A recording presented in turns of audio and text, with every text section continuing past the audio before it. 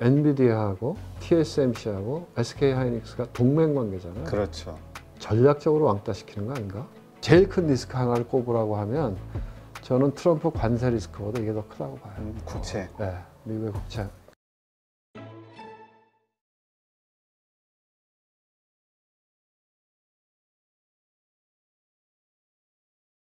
지금 삼성전자에 대한 매도가 외국인들의 매도가 나오고 주가가 계속 횡보하고 있는 상황이죠. 낮은 상태에서. 그러다 보니까 이거 외면하고 있는 진짜 이유가 도대체 뭘까? 과연 주가가 다시 오를 수 있을까? 이런 이제 삼성전자 뭐 국민주잖아요. 많은 네. 국민들이 있는 것 같아요. 어떻게 네. 보십니까? 근데 이제 답답하죠. 답답하죠. 진짜. 왜냐하면 삼성전자는 주가로 보는 것뿐만 아니고 삼성전자가 갖고 있는 시가총액이 우리 시장에 차지하는 게 과거에는 거의 30%였잖아요. 네. 지금은 쭈그러들어서 이제 20% 밑으로 내려왔지만 어쨌든 그럼 삼성전자가 잘 안 된다. 그럼 대한민국 경제가 잘 안 되는 거죠. 네. 그러니까 답답하죠. 근데 이제 삼성전자의 주가의 핵심은 뭐냐? 제가 보기엔 뭐 지금 무슨 스피커 회사도 뭐 오디오 회사도 인수했다고 인수했죠. 또 뭐 공조회사. 우주 산업도 한다 그러고 공조회사 그렇죠. 그거는 그래도 좀 그건 돈이 될 것 같기도 한데 근데 핵심은 뭐냐? 결국 HBM 아닌가요? 그렇죠.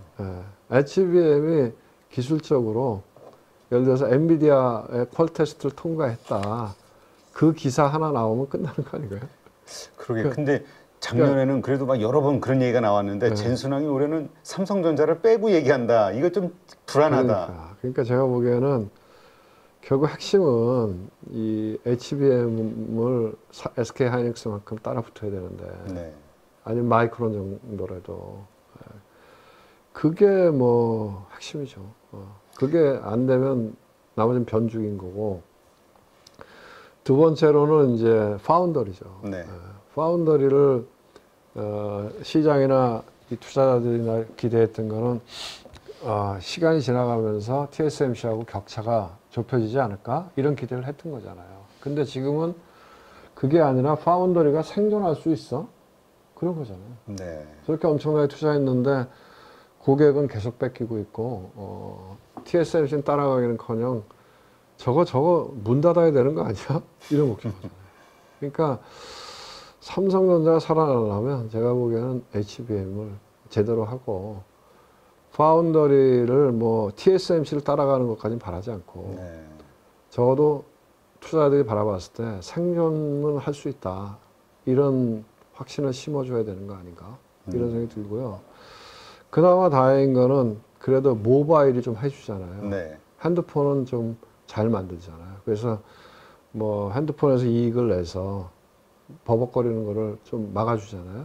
그나마 다행이라고 생각하는 거죠. 그래서 정말 뭐 투자자로서도 그렇지만 대한민국 국민의 한 사람으로서 제발 삼성전자가 진짜 제발 좀 힘 좀 내줬으면 그런 왜냐하면 지금 뭐 새롭게 하겠다 이렇게 해서 전용현 체제가 들어섰잖아요. 네.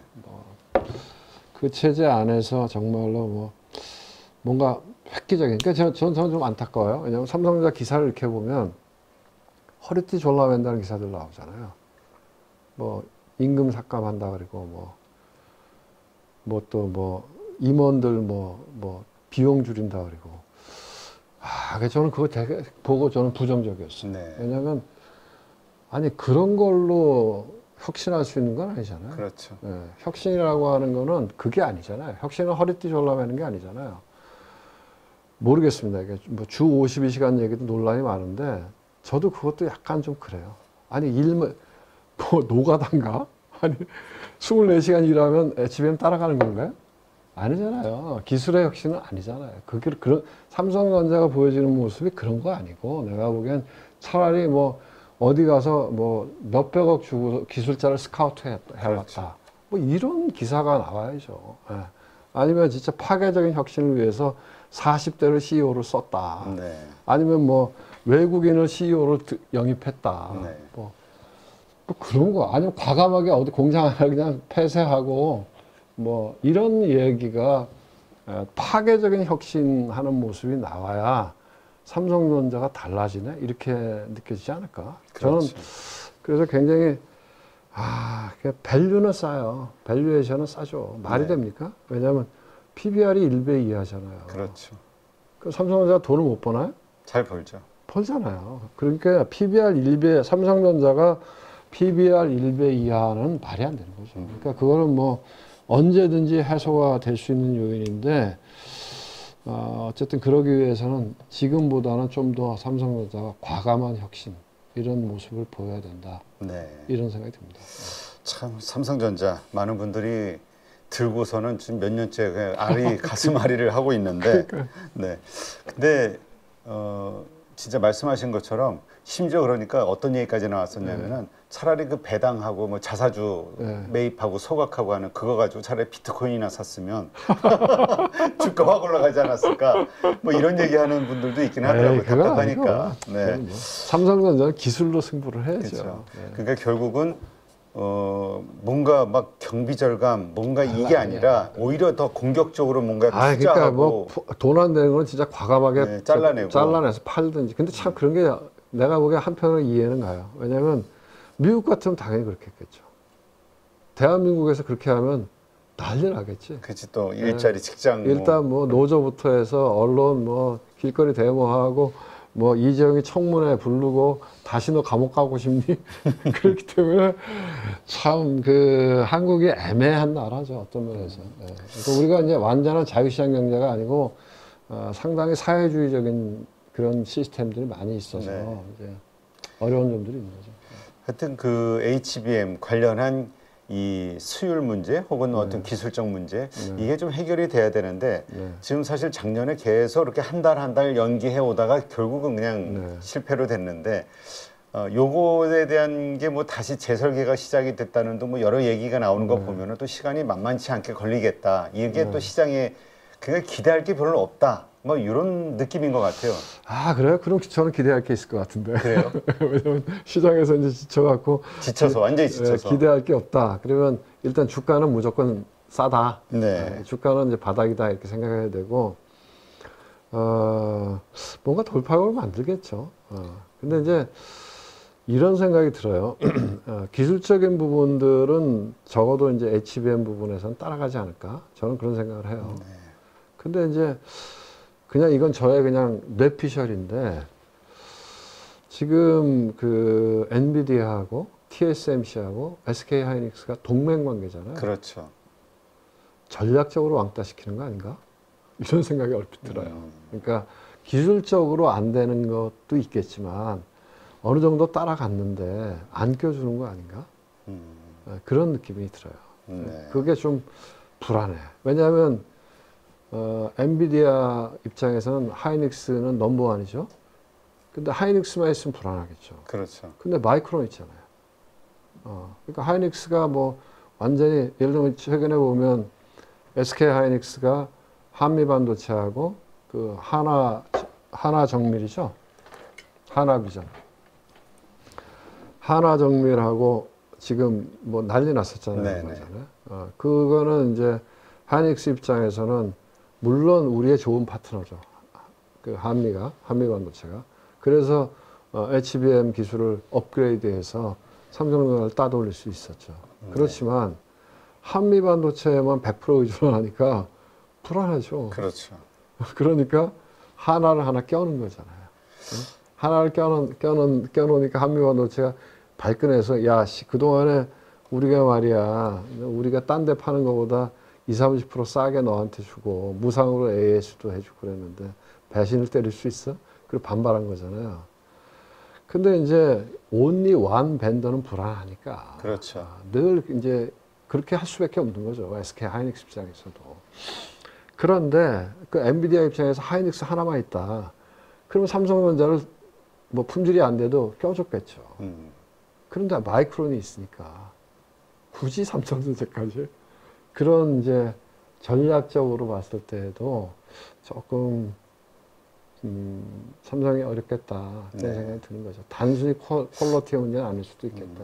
이번에 그 한화비전인가요? 그 업체를 보면서 이게 예전에 삼성 뭐였죠? 그 삼성전자 회사 인수해가지고 한화가 그 그 삼성그룹의 계열사를 인수해 많이 했죠. 이것저것. 예. 삼성 테크윈이 대표적인 삼성 테크윈을 삼성 테크윈이 방산업체였죠. 예, 방산업체로 그거 성공하고. 지금 하나 에어로스페이스 얼마나 잘 나가요. 그러니까요. 그래서 예. 그 삼성전자가 우리가 사실 몇 년 전서부터 그 엄청난 자금으로 새로운 성장 동력을 좀 찾았으면 좋겠다.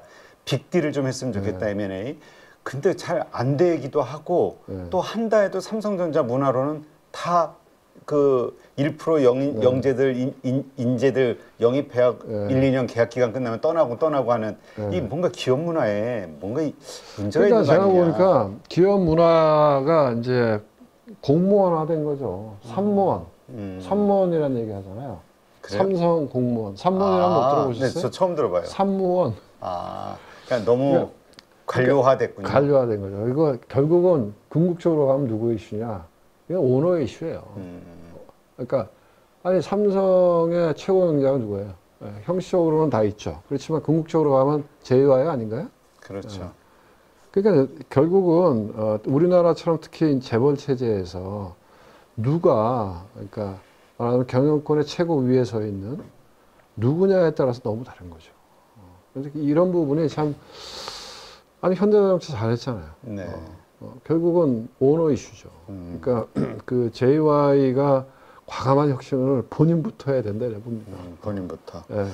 그래서 이제 결국 이제 가버넌스 이슈로 넘어가서 그러면 앞으로 그러면 오너의 3세, 4세는 무조건 최고 경영자를 해야 되냐? 그거 저 아니라고 봅니다. 그렇죠. 대한민국이 앞으로 지금 대한민국이 거의 제로 성장이잖아요. 그렇죠. 그리고 대한민국이 앞으로 살아남으려면 이 가버넌스 바뀌어야 된다고 해요. 뭐 무슨 배당 더 많이 주고 뭐 무슨 주주 소송하고 뭐 이런 게 아니라 앞으로 경영 능력이 있으면 오너 2세, 3세 뭐 해야죠. 근데 경영 능력이 없는데 단순히 오너의 3세, 4세라고 최고 경영자가 된다. 공정한 사회인가요? 그렇죠. 공정하지도 않고 그렇게 해서는 대한민국의 기업 경영 시스템 자체가 낙후될 수밖에 없다. 네. 그래서 많이 생각을 해보세요. 저는 그런 생각이 들어요. 우리가 진짜 이런 부분을 굉장히 고민해야 된다. 창업하신 분, 대한민국 여기까지 오는데 정주영, 이병철, 뭐 구본무, 뭐 이런 사람들, 최종현, 아니 그런 사람들의 정경유착이라고 하는 여러 가지 과오는 있지만 대한민국의 경제 부흥에 상당한 역할을 한 사람들이죠. 그렇죠. 그러니까 정치적으로 봤을 때는 박정희 대통령도 비난을 받지만 정경유착이라고 우리가 이야기하지만 어쨌든 박정희 대통령과 재벌의 창업자들과의 정경유착을 통해서 대한민국의 부흥이 있었던 거죠. 경제 개발을 기본적으로. 그리고 그 2세로 넘어와서 뭐 이건희 회장이나 정몽구 회장이나 뭐 최정은 회장도 사실 2세죠. 그런 분들은 아버지의 DNA도 받고 네. 아버지가 또 엄청나게 훈련시켰을 거 아니에요. 그렇죠. 그렇게 해서 어떻게 보면 더 한 단계 더 업그레이드 한 거죠. 네. 근데 3세, 4세로 넘어가면 아니 태어날 때부터 이건 씨앗이 다른 거 아니에요? 그렇죠. 아니 옛날의 계급사회처럼 이제 계급사회화 된 거죠. 그분들은 그렇죠. 태어날 때부터 아마 옆에서 수정 들은 사람이 있었을 거고 공부도 일반 사람하고 다르게 했잖아요. 그렇죠. 다르게 하고 외국에 수혜를 다 받았겠죠. 사립학교 가서 하고 세상 돌아가는 걸 알까? 그런 분들이 이 치열한 시장에 나와서 기업의 경영자로서 전투의 사령관을 한다. 글로벌리. 네.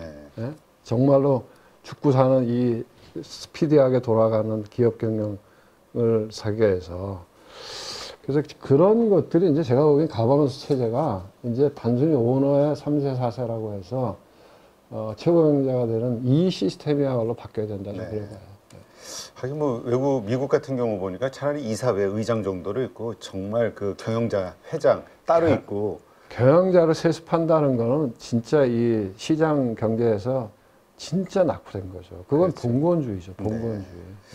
알겠습니다. 하여튼 삼성전자 투심이 다시 살아나고 주가가 다시 살아나기 위해서 말씀하신 여러 가지 약점들을 극복하는 어떤 혁신적인 조치가 나와야 그렇죠. 혹은 HBM에서의 기술적 뭔가 네, 성과가 확 튀어나와야 네, 좀 뭔가 변화가 있을 것이다. 네, 네. 이렇게 이해하는 게 좋겠군요.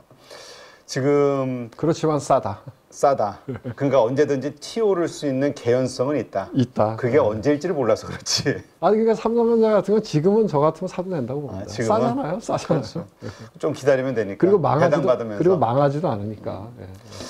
지금 거시적인 환경을 보면은 미국채 금리 10년물이 4.5를 훌쩍 넘었고요. 30년물은 뭐 5%를 넘었다.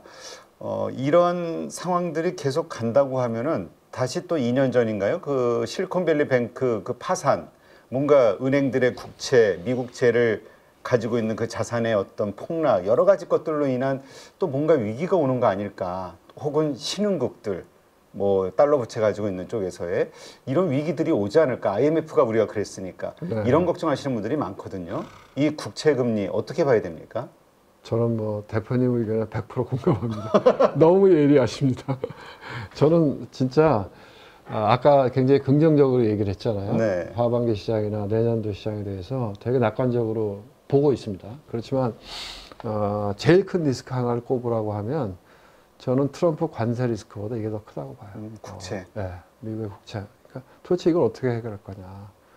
그리고 더군다나 이제 감세하겠다는 거 아닙니까? 그리고 그렇죠. 내년도에는 더 이제 돈 풀겠죠, 트럼프가. 그러면 기조적으로 그러면 도대체 이제 사람들이 의심하기 시작하잖아요. 지금 얘기하잖아요. 미국의 국채를 누가 사줄 거지? 이제는 달러 인덱스가 100이 깨졌잖아요. 네. 야, 저거 달러 믿어도 돼? 이런 거잖아요. 그러니까 절대적인 기축통화인 건 맞아요, 달러가. 그리고 현실적으로 지금 달러를 대체할 수 있는 통화도 없어. 네. 그렇지만 옛날처럼 절대적인 주인은 아닌 거죠, 달러가. 네. 그러니까 금도 오르고 비트코인도 오르는 거죠. 왜냐하면 화폐가 갖고 있는 기능 중에 하나가 자기 재산을 유지하는 거잖아요. 그렇죠. 가치 저장. 가치를. 근데 저 달러를 가치 저장소에서 볼 수 있어? 이런 의심이 들기 시작한 거잖아요. 그러니까 사람들이 금 사고 비트코인 사는 거잖아요. 네. 그런데 지금도 보면은 과거 같으면 막 주가가 폭락하고 세상이 막 무너질 것 같고 그러면 안전자산이 뭐였어요? 그때는 또 미국채였죠. 미국 국채였잖아요. 전 세계의 가장 안전한 자산 미국 국채를 샀다고요. 그래서 미국 국채금리가 떨어졌거든요. 그렇죠. 그런데 난리 치는데 미국 국채금리가 떨어지지 않고 올라. 이제는 미국 국채를 안전한 자산이라고 안 보는 거죠. 네. 그런데 이제 앞으로 그러면 관세로 해서 뭐 재정 적자를 뭐 보충할 거야. 그거는 프라포간다죠. 정치적인 그렇죠. 레토릭이지. 관세가 미국의 전체 세금에서 차지하는 비중이 5%도 안 돼요. 네. 올려봐야 그냥 보여지는 거지 실제로 전혀 아니거든. 네. 그렇기 때문에 그럼 사람들 생각 도대체 그러면 뭘로 하겠다는 거야? 앞으로도 미국 국채 많이 찍어내겠네? 그런 거죠. 앞으로도 많이 찍어내겠네? 근데 옛날에 찍어내면 사줬잖아요. 누가? 중국이, 일본이. 그러니까 지금 트럼프가 얘기하는 건 뭐예요? 야, 우리 너무 무역 적자가 많아. 네. 야, 씨, 억울해. 야, 너네도 이제 털어. 이런 거잖아요. 그러면 다른 나라는 아니, 그럼 우리는 뭐 돈을 벌어야 니네 미국 국채를 사주지. 그 다음에 니네가 이제 그렇게 안전하지도 않다며. 굳이 내가 왜 그걸 사야 돼? 그럼 미국 국채를 살 데가 없는 거죠. 네. 이게 제일 큰, 그러니까 그런 리스크가 있으니까 이번에 무디스는 안 내렸잖아요. 그 전에 그렇죠. S&P 먼저 내리고, 피치 내리고, 무디스는 안 내렸거든요. 그랬죠. 근데 무디스가 뭐 120년 만인가 내린 거라며요. 처음으로. 네. 그래서 이게, 그러면 그 다음에 그 수단이 뭐가 있겠어요? 결국 중앙은행이 사주는 것밖에 없잖아요. 네. 연준이 개입을 해야 된다. 연준이, 아니, 사줄 사람이 없으면. 그렇죠. 미국의 연준이 돈 찍어갖고 미국 국채를 사줄 수밖에 없는 구조로 갈 거라 해가지고. 그게 어디예요? 일본이었잖아요. 일본. 그렇죠. 일본이 그렇게 했잖아요. 그리고 그게 더 심화되면 그러면 종착은 뭐냐? 그런 인플레이션이죠. 그래서 상당히 이제 아마 남아있는 그 리스크는 그게 저도 크다고 보는데 근데 뭐 제가 생각하면 다른 사람들도 다 생각하지 않겠어요? 그렇죠. 미국에 석학도 많고 그리고 이제 트럼프가 막무가내는 아닌 것 같아요. 네. 막무가내라고 생각하면 리스크라고 생각하죠. 그래서 그렇죠.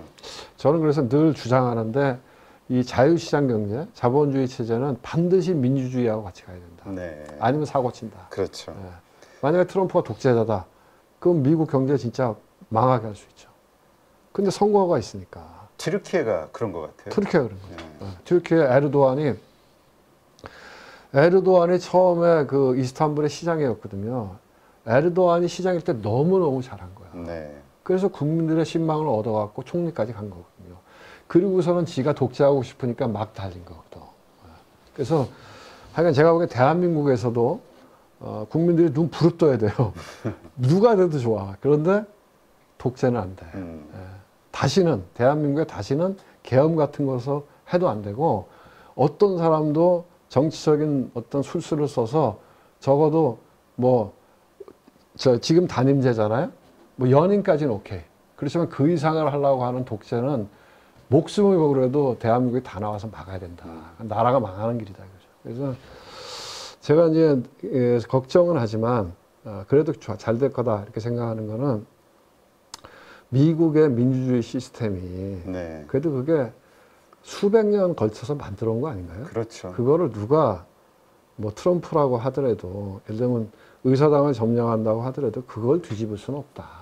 그렇다고 트럼프가 계엄을 한다? 말도 안 되죠. 미국의 네오콘들이 그걸 안 받아들일 것 같아요. 그런 생각이 들고 그 다음에 또 하나는 트럼프 자체가 이번에 관세 이 난리치는 걸 제가 보면서 느낀 게 트럼프가 그렇게 비합리적인 사람은 아니다. 네. 말은 그렇지만 왜? 지금 전면에 나서서 하는 사람이 누구죠? 베센트. 그 베센트잖아요. 베센트가 재무장관이 됐을 때 시장이 올랐잖아요. 네. 그나마 그 안에 있는 다른 사람 중에서 가장 시장을 잘 이해하고 합리적인 사람이다. 그럼 트럼프가 지금 베센트가 전면에 나서 있다고 하는 건 트럼프가 뭐가 문제가 될 것 같아. 아닙니다 하면 그 얘기를 듣는다는 겁니다. 그렇죠. 그래서 뭐 제가 보기에는 왜 파월도 엄청 욕했잖아요. 파월. 그렇죠. 무지하게 욕했는데 그렇다고 내가 파월을 자른다는 건 아니야. 그렇잖아요. 그러니까 속마음은 그렇지만 속마음은 그렇지만 전형적인 장사꾼인 거죠. 그렇죠. 내가 보기에는 트럼프는 장사꾼이에요. 그래서 자기가 봤을 때 이득이 안 된다고 생각하고 미국의 이익이 안 된다고 생각하면 접을 수 있다. 네. 그래서 걱정은 하지만 그것도 극복이 될 거다 이래 봅니다. 네.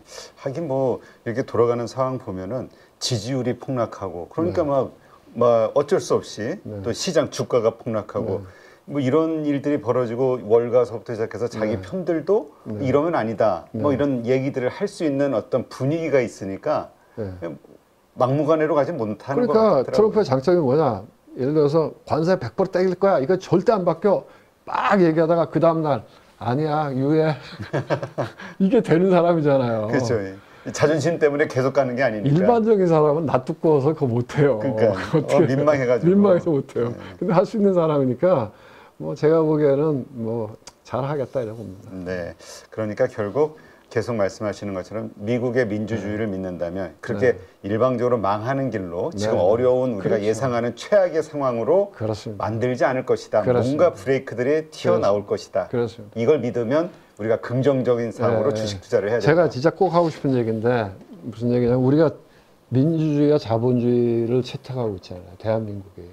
그러면 여러분 자본주의의 가장 강력한 드라이빙 팩터는 뭐냐? 사유재산을 허용한 거예요. 사유재산. 그래서 각자의 이익을 갖다가 극대화할 수 있도록 시장 안에서 사회주의는 왜 망했냐? 사유재산을 제한적으로 인정한 거거든요.